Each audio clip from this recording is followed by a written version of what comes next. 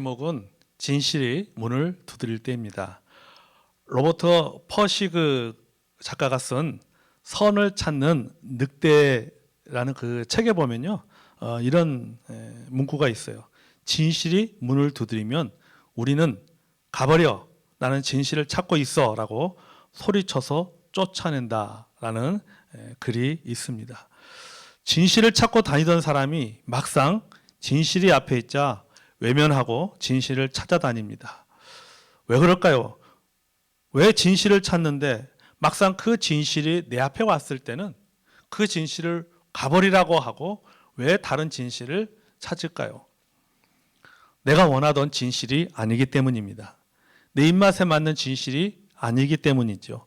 진실을 찾는다고 말하지만 진실을 찾는 것이 아니라 사실은 진실을 이용하고자 하는 의도입니다. 여러분, 우리는 적어도 한 번쯤은 진실의 순간을 접할 때가 있습니다. 진실의 순간은 아주 끔찍한 시간입니다. 왜냐하면 진실은 우리에게 선택을 요구하기 때문입니다. 그런데 문제는 무엇을 선택하든지, 예를 들어서 진실을 부정하거나 외면하든지 아니면 수용하든지 간에 둘 다 고통이 따른다는 사실입니다. 다윗이 범죄할 때 나단 선지자가 당신이 그 사람이다라고 지적을 했습니다. 다윗에게 진실의 순간이 왔습니다. 진실이 다윗의 마음의 문을 두드리는 순간입니다. 선자는 다윗의 은밀한 죄를 지적하면서 그를 책망했습니다. 자, 이 진실의 순간에 다윗이 선택할 수 있는 길은 둘 중에 하나입니다. 권력을 사용해서 선지자의 입을 막거나 아니면 회개하거나 둘 중에 하나였습니다. 바로 권력과 진리의 사이에서 다윗은 하나를 선택해야만 했습니다. 그런 권력을 내려놓고 진리를 선택했습니다. 물론 거기에 따른 고통을 감당해야 했으나 하나님은 다윗을 칭찬하셨고 더 크게 사용하셨습니다. 내 마음에 합한 목자라고 칭찬까지 하실 정도로 하나님은 다윗을 크게 사용하셨습니다. 여러분, 유대인들과 종교 지도자들에게도 지금 이 시간 진실의 순간이 왔습니다. 바로 나사로의 죽음과 살아남의 사건입니다. 이 진실 앞에 사람들은 일반적으로 두 가지 중에 하나를 선택하게 됩니다. 믿거나 아니면은 거부하거나, 받아들이거나 아니면은 회피하거나 둘 중에 하나입니다. 자, 45절을 보겠습니다. 45절은 이렇게 기록되어져 있죠. 마리아에게 와서 예수께서 하신 일을 본 많은 유대인들이 그를 믿었으나 이렇게 말하고 있습니다. 자, 진실을 받아들이는 사람들이 있었습니다. 그러나 이 선택에는 고통이 따릅니다. 왜냐하면 당시 유대 사이에서 예수님을 믿으면은 아웃사이더가 되거나 아니면 출교를 당하기 때문입니다. 그렇기 때문에 여러분, 우리가 요한복음 9장에 보면은 남에서부터 소경된 자의 이야기가 나오지 않습니까? 남에서부터 소경된 자가 예수님의 그러한 은혜로 말미암아 그가 눈을 뜨게 되었습니다. 이 문제를 가지고 종교 지도자들이 그 남의 소경된 자의 부모에게 이것에 대해서 어떻게 된 것이냐라고 물었을 때 그 부모들이 뭐라고 말합니까? 우리한테 물어보지 말고 직접 우리 자녀에게 물어보라고 이야기하고 그 진실을 회피하고 외면하는 모습을 우리는 알게 됩니다. 왜 소경된 자의 부모는 왜 진실을 말하지 않고 외면하거나 회피했을까요? 잘못 말했다가는 유대 사회로부터 추방당하기 때문이죠. 자, 어떤 이들은요, 이 진실을 회피하거나 아니면 종교 지도자들에게 밀고 있습니다. 자, 46절을 읽어보겠습니다. 그 중에 어떤 자는 바리새인들에게 가서 예수께서 하신 일을 알리니라. 아멘. 자, 진실의 순간이 바리새인들을 포함하여 당시 정치와 종교 지도자들에게 넘어왔습니다. 그들은 이 문제를 미룰 수가 없었습니다. 나사로의 죽음과 살아남으로 인해 예수님의 인지도가 높아지는 것에 대해서 이것을 어떻게 처리해야 될 것인가, 예수님을 어떻게 처리해야 될 것인가에 대해서 그들은 진실의 순간을 맞이하게 되었습니다. 자, 47절 한번 읽어보겠습니다. 이에 대제사장들과 바리새인들이 공회를 모으고 이르되 이 사람이 많은 표적을 행하니 우리가 어떻게 하겠느냐. 진실을 숨기는 것이 아니라 진실 자체를 없애기 위해서 그들은 모의하기 시작했습니다. 자, 여기에 모인 사람들 보십시오. 여기 보면은 대제사장들과 바리새인들이 공회에 모으고 이렇게 말하고 있죠. 여기 대제사장과 바리새인들이 나옵니다. 당시에 정치와 종교의 지도자들입니다. 이들 속에는 정치와 종교적으로 불편한 관계가 있는 그런 바리새파와 사두개파 사람들이 있습니다. 그들은 여기 사내들인 공의회의 회원입니다. 오늘날로 말하면 이 사내들인 공의회는 국회와 같은 기능을 가진 조직이죠. 이 조직 안에는 사두개인들과 바리새인들이 있었습니다. 그들은 서로 간에 이 정치적으로나 종교적으로 원수지간입니다. 누가 더 옳으냐? 누가 더 크냐? 누가 더 백성들로부터 많은 지지를 받고 있느냐? 이런 문제로 서로 미워하고 질투하는 관계였습니다. 특히 교리가 좀 달랐는데요. 교리가 다른 점 중에 하나가 뭐냐면 바리새인들은 육체의 부활과 천사를 믿었습니다. 그러나 사두개인들은 부활을 전혀 믿지 않았습니다. 자, 그렇다면 우리가 한번 생각해 볼 수 있는 것은 뭐냐면은 죽은 나사로가 다시 살아나는 사건에 대해서 이익을 볼 사람이 누군가라고 하는 것이죠. 자, 이 사건 하나만 가지고 이야기해 보면은 바리새파들이 이익을 봅니다. 왜냐하면 그들은 부활을 주장하고 믿기 때문입니다. 그래서 누군가가 바리새인들에게 달려가서 죽은 나사로가 살아난 것을 보니까 당신들의 교리가 옳고 당신들의 주장하는 것이 맞습니다. 그리고 사두개인들이 틀립니다라고 말할 수 있습니다. 그러면은 당연히 바리새인들의 기세는 올라가고 백성들로부터 많은 지지를 받을 수밖에 없습니다. 그러니까 바리새인들의 입장에서 보면은 나사로의 죽음과 살아남의 이 사건은 바리새인들에게 굉장히 좋은 호재로 작용할 수 있는 좋은 기회였던 것입니다. 그런데 우리의 예상과는 다릅니다. 바리새인들은 부활의 문제는 언급하지 않고 사두개파와 함께 무엇에 대해서 말하고 있냐면 예수님의 처리의 문제를 의논하고 있는 것을 우리는 본문의 말씀을 통해서 알 수가 있습니다. 47절과 48절 다시 읽어보겠습니다. 이에 대제사장들과 바리새인들이 공회를 모으고 이르되 이 사람이 많은 표적을 행하니 우리가 어떻게 하겠느냐. 만일 그를 이대로 두면 모든 사람이 그들 믿을 것이요 그리고 로마인들이 와서 우리 땅과 민족을 빼앗아 가리라 하니. 자, 여기 보십시오. 그들은 진실의 순간 앞에서 표적을 믿는 것이 아니라 로마의 정치적인 압박을 지금 두려워하고 있는 것을 우리는 본문의 말씀을 통해서 알 수가 있습니다. 적어도 표면적으로는 그렇습니다. 그러나 이것은 명분에 불과합니다. 진짜 두려워하는 것은 진실이 드러나고 많은 사람들이 예수님을 믿게 되고 그분을 메시아로 받아들이는 것에 대한 두려움이 제사장들과 그다음 바리새인들과 사두개파에게 있었다라고 하는 사실입니다. 그런 두려움이 있었어요. 이런 두려운 속마음, 이런 예수님의 인기가 높아질 것에서 질투하고 시기하는 이 속마음을 숨기고 그들은 그럴싸하게 대의 명분을 내세웠던 것입니다. 메시아를 기다렸지만 진짜 메시아가 나타나자 부인하고 거부했습니다. 제가 설교의 그 서두에서 말한 것처럼 진실의 문을 두드리면 우리는 가버려. 나는 진실을 찾고 있어라고 말하며 거부하는 것과 똑같은 상황이죠. 여러분 사두개인들이나 바리새인들이나 많은 유대인들은 그들은 메시아 대망의 사상을 가지고 있었습니다. 그들은 메시아가 오기만을 기다렸습니다. 그런데 막상 메시아가 왔을 때 그들은 메시아를 받아들이지 않고 거부하는 모습을 보면서 이것이 얼마나 여러분 모순입니까? 자, 여기 보니까는 이대로 두었다가는 많은 사람들이 그를 믿게 되고 그러면 우리의 처지가 말이 아니다라고 그들은 생각하게 된 것이죠. 자, 이제 가야바가 나타나서 이렇게 말합니다. 이 문제에 대해서 서로 난상 토론이 벌어지고 이 어떻게 처리할 것인가에 대해서 막 해결책을 찾지 못하고 있을 때 가야바가 나타나서 이렇게 말합니다. 49절에서 50절 읽어보겠습니다. 그 중에 한 사람 그 해의 대제사장인 가야바가 그들에게 말하되 너희가 아무것도 알지 못하는도다. 한 사람이 백성을 위하여 죽어서 온 민족이 망하지 않게 되는 것이 너희에게 유익한 줄 생각하지 아니하는도다 하였으니. 아멘.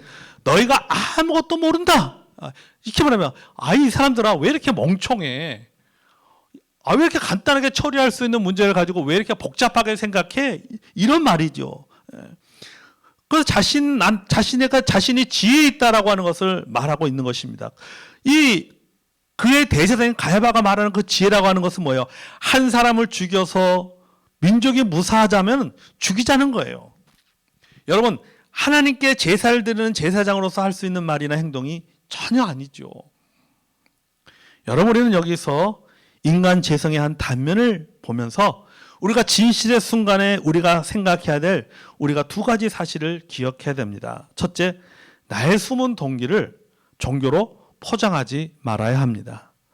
저는 어떤 한 사람으로 인해서 또는 어떤 일로 인해서 자신의 지도력이 도전을 받거나 자신의 자존심이 훼손당하거나 그러면 또 중심에서 주변으로 밀려난다고 생각하면 무리수를 두면서 때로는 종교적인 명분을 내세워서 그 한 사람에게 치명타를 입히는 경우를 많이 보았습니다. 때로는 진실이라고 하는 것을 이용하여서 자신의 이기적인 목적을 달성하는 것들도 참 많이 보았습니다. 여러분, 아무리 그것이 진실이고 진리고 옳은 일이라 할지라도 자신의 위치와 자존심을 건드는 일이라고 생각하면 용납하지 못하고 악한 사람이 되는 것을 참 많이 보게 됩니다. 그때는 믿음이고 직분이고 신앙이고 없습니다. 경우에 따라 안 믿는 사람보다도 더 나쁜 방법으로 정확하게 말하면 거룩하게 포장하여서 죄를 저지르기도 합니다. 사랑하는 성도 여러분, 우리는 하나님 앞에서 진실을 해야 됩니다. 진리 앞에서 진실을 해야 됩니다.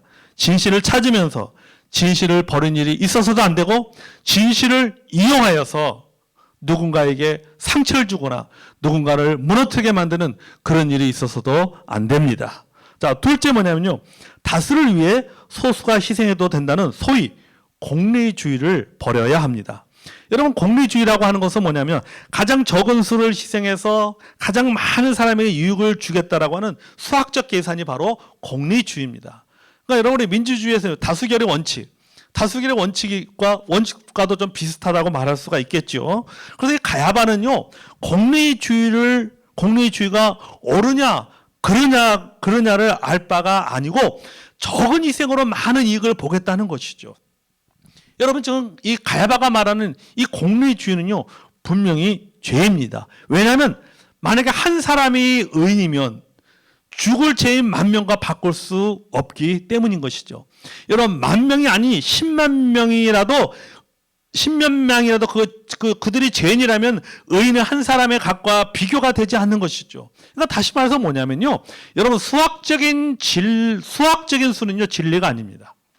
한 사람이라도 옳은 것은 옳은 것이고 100사람이 주장해도 틀린 것은 틀린 것이죠.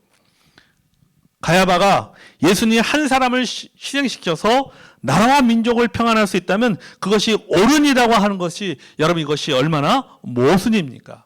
진리의 소수를 죽이고 거짓의 다수가 살겠다는 심포가 아니면 무엇이겠습니까? 사실 여러분, 이 가야바의 말이요, 어떻게 보면 그럴싸하게 들리잖아요. 우리가 생각해도 좀 그럴싸하게 들리지 않습니까? 그런데 그럴싸하게 들리고 지혜로워 보이지만은 철저하게 자기중심적인 논리에 불과한 것이죠. 자신의 욕심을 채우기 위해서, 자신의 그런 야망을 이루기 위해서, 사두개인들도 마찬가지고 바리새인들도 마찬가지요. 그들이 그것을 가지고 그들은 그 자신들의 욕망을 채우기 위해서 소위 공리주의를 내세우면서 그들은 그것을 지혜라고 말하면서 속이는 것을 보게 됩니다. 여러분, 이 일은 사람을 속이고 나아가 하나님을 속이는 일입니다. 자, 51절과 52절을 읽어보겠습니다. 이 말은 스스로 함이 아니요 그 해의 대제사장이므로 예수께서 그 민족을 위하시고 또 그 민족만 위할 뿐 아니라 흩어진 하나님의 자녀들을 모아 하나 되게 하기 위하여 죽으실 것을 미리 말함이러라. 아멘. 여기에 그해 대제사장이라는 기록이 있습니다. 여러분 알다시피 대제사장은 원래 종신직입니다.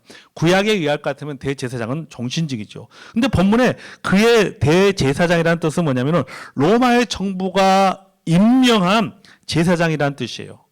여러분, 로마의 정부는요, 1년에 한 번씩 이 순번제로 돌아가면서 대제사장을 역임하게 했습니다. 또 본문에 보면요, 이 말은 스스로 함이 아니라고 했어요. 그러면서 마지막에 보면은 뭐라고 하니까 미리 말합니다. 이 말은 뭐냐면은 인간을 위한 예수님의 죽으심에 대해서 미리 예언한 것이다 라는 뜻입니다. 누가요? 로마 정부에서 세워진 대제사장 가야바가 그렇게 예수님의 죽음에 대해서 미리 예언했다, 이런 뜻입니다. 그런데 여러분, 예수님의 죽음에, 아까도 봤잖아요. 예수님의 죽음을 누가 예언한 거예요? 가야바입니다. 여러분, 이 가야바가요, 악한 의도를 가지고 말했지만 하나님은 가야바의 의도를 예수님의 죽음에 대한 예언이라고 하는 선한 목적으로 사용하였습니다. 여러분, 마치 요셉이 하나님께서 악을 선으로 바꾸셨다는 고백과 같은 원리입니다. 여러분, 우리가요, 하나님에게 선한 목적과 선한 방법으로 쓰임받는 존재가 돼야지 악한 존재로 쓰임받는 존재가 되어서는 안 됩니다. 역사의 좋은 인물로 평가되는 사람이 돼야 되지, 역사의 나쁜 일로 평가되는, 나쁜 인물로 평가되고 기억되는 사람이 되어서는 안 됩니다. 아멘. 그런데 이 가야바는 사실은 그가 뭐 하나님께서 자기를 들어 사용해서 예수님의 죽음에 대해서 미리 뭐 예언하는 일에 쓰임받는 존재로 그가 사용된 건 아니지요. 하나님이 그렇게 사용하신 거고, 가야바 자체는 그런 진실을 감추기 위해서, 진실을 없애기 위해서 그런 악한 목적을 가지고 예수님의 그 죽음에 대해서 이야기한 것입니다. 자, 결과적으로 보면요, 가야바를 비롯하여 바리새인들과 사두개인들은요, 예수님의 죽음을 모의하게 되었고, 백성들에게 누구든지 예수 있는 것을 알거든 신고하여 잡게 하라고 명령하신 것을 우리는 본문 11장 마지막에 우리는 볼 수가 있습니다. 사랑하는 성도 여러분, 진실의 순간에 여러분은 무엇을 선택하겠습니까? 무엇을 선택하는지 고통은 따릅니다. 내가 진실을 외면해도 고통이 따르고, 진실을 선택해도 고통을 따릅니다. 진실을 외면하면 마음이 불편하고, 진실을 선택하게 되면 그에 따른 고통도 있습니다. 그렇지만 여러분, 우리는 진실을 선택해야 됩니다. 진실을 받아들여야 됩니다. 진실 앞에서 자신의 잘못을 인정하고 고백하는 고통을 감수해야 됩니다. 진실은 회개를 낳고, 회개는 평강과 자유함을 줍니다. 진실이 문을 두드릴 때 그 진실을 외면하지 않고 그 진실의 마음의 문을 열고 받아들이는 저와 여러분이 되기를 주의 이름으로 축복합니다. 우리 기도하겠습니다. 살아계신 하나님 우리 아버지, 오늘 하나님 아버지, 저희들이 하나님의 말씀을 통하여서 진실이 문을 두드릴 때 그 진실 앞에서 우리가 무엇을 선택해야 하는지를 오늘 말씀을 통해서 깨닫게 도와주셔서 주님 감사합니다. 하나님 아버지, 우리가 나의 이기적인 욕심과 야망과 하나님 아버지, 나의 그런 잘못된 의도를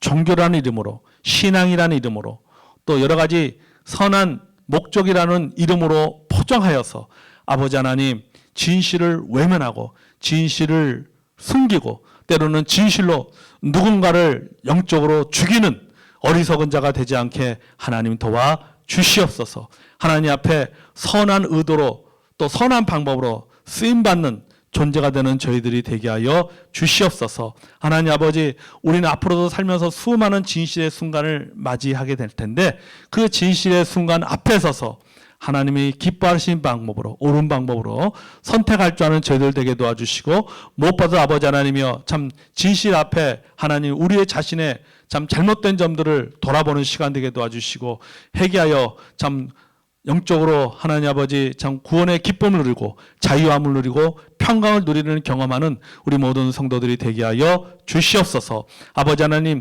다윗이 시편에 고백한 것처럼 주여 내 안에 정직한 영을 새롭게 해주시고 구원의 즐거움을 회복시켜 달라고 하는 그런 놀라운 기도와 고백이 우리 가운데, 기도 가운데 넘치게 하여 주시옵소서. 하나님 아버지, 우리 성도들, 아픈 성도들을 주님 기억해 주시고, 아버지 하나님 그 아픈 곳 마음을 위로해 주시고 질병을 치료해 주셔서 깨끗하게 병남의 은혜가 있게 해 주시고, 또 여러 가지 문제로 인해서 마음적으로 힘든 시간을 보내고 있는 사랑하는 성도들도 주여 그 마음에 평강의 마음을 주시고, 염려하는 것, 걱정하는 것, 모든 문제들 주님께 다 맡겨버리고 주의 주신 평강을 누리고 주께서 그의 가운데 개입하여 주시고 이끌어 주셔서 주 안에서 모든 문제들이 순적하게 주님 해결되게 하여 주시옵소서. 교회가 아버지 한 10월 달에 여러 가지 많은 일정들이 있습니다. 하나님 그 모든 일정 가운데 함께 해주시고 그런 모든 여러 가지 교회 일정과 설계 프로그램을 통하여서